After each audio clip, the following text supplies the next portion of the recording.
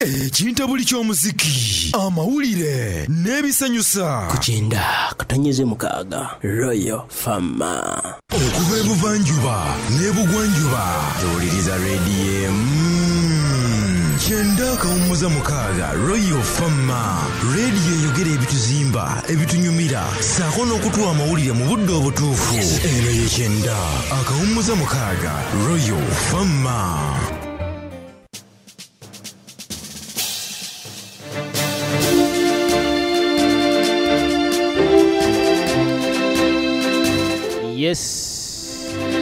Yes, all right.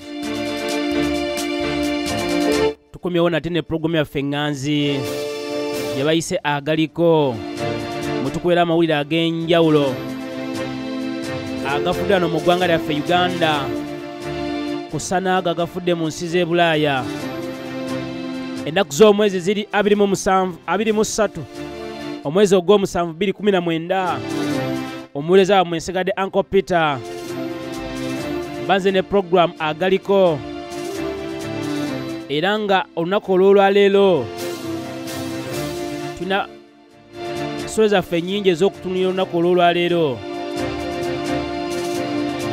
ngenda kuba mbaleetera India mu ggwanga lya India obukedde olunaku olw'olwaleero mu ggwanga lya India yeegaanye ebyayogedda President wa America Donald Trump. India yeegaanye byonna ebyayogeddwa President wa America Donald Trump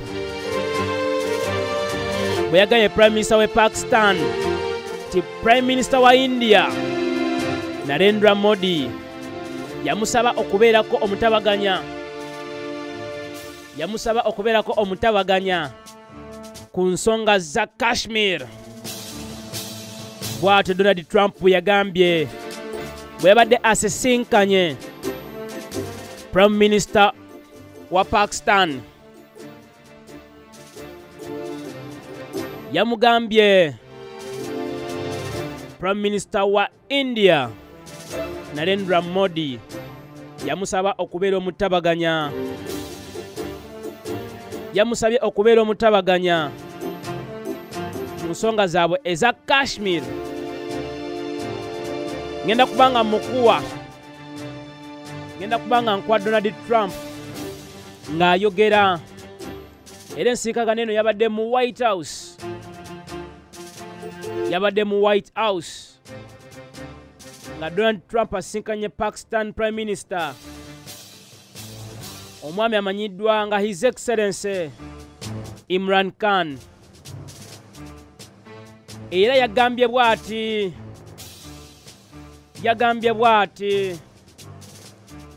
ngenda kubanga nkwedde obuuzi lye mu bujjuvu nga Donald Trump agamba.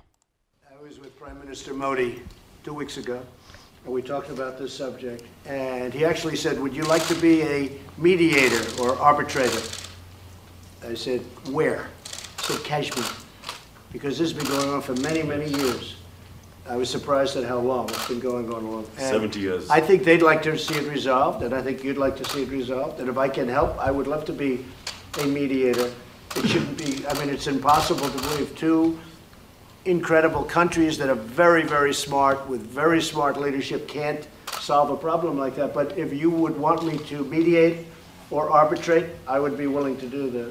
Yes, President, I can tell you that right now, you will have the prayers of over 1 billion people if you can mediate and resolve this issue. It should be resolved. So, but he asked me the same thing, so I think there's something. So maybe we'll speak to him, or I'll speak to him, and we'll see if we can do something. Mr. Tyson, because I've heard so much about Kashmir. Yes. Such a beautiful name. It's supposed to be such a beautiful part of the world, but right now there's just bombs all over the place. They say everywhere you go you have bombs, and it's a terrible situation. Been going on for many years. If I can do anything to help that, let me know. Let me give you one thing. Yes. Bamwise Donald J. Trump.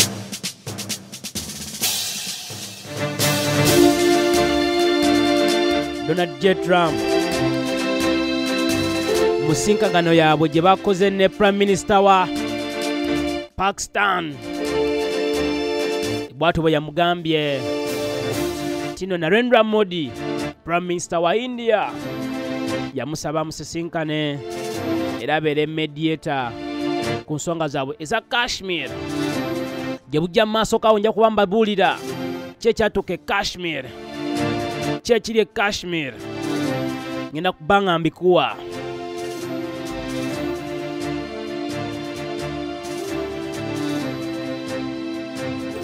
India ne Pakistan buli omu akanira akatundu ke Kashmir, era nga katundu kano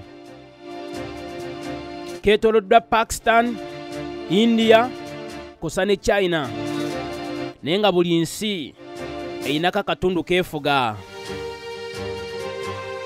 Prime Minister we Pakistan bwe yabuuziddwa oba America eyinza okuyamba okumalawo olutalo luno lumaze emyaka 7, yagambye nti kino kisobokera ddala kuba ensi nga kirimaanyi eno America yeyinza okuyamba neddamu negatta ensi zino ebbiri ezimaze emyaka n'ebisibo nga tezikwatagana.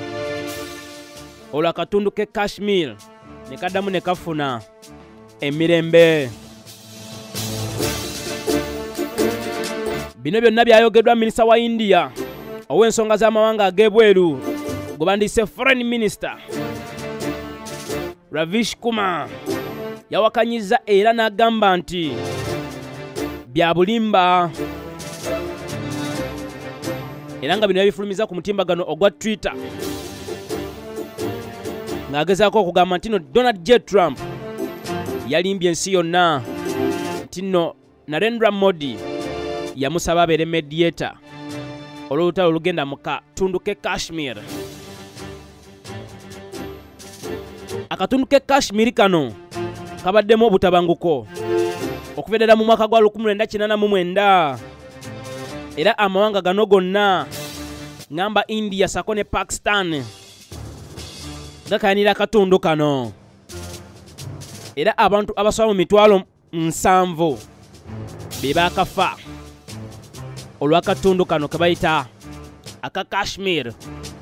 Njagala ogezaako okutegeeza nti n'akatundu kano kagabanyizibwa ensi 3.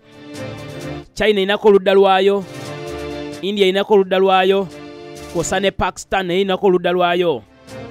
Abantu abasoba mu mitwalo 7 be bakafa, naye nga Donald J. Trump musinkanagana yaabwe ne Prime Minister wa Pakistan yagambye nti no Narendra Modi owa India yamusaba abeere mediator olw'akatundu kano ng'amaloboozi galiwe nga baplayingidde oba nga bazanyidde. Katumala okugendako mu luwumula katono nnyo, tovaako tugenda kuba tukomawo.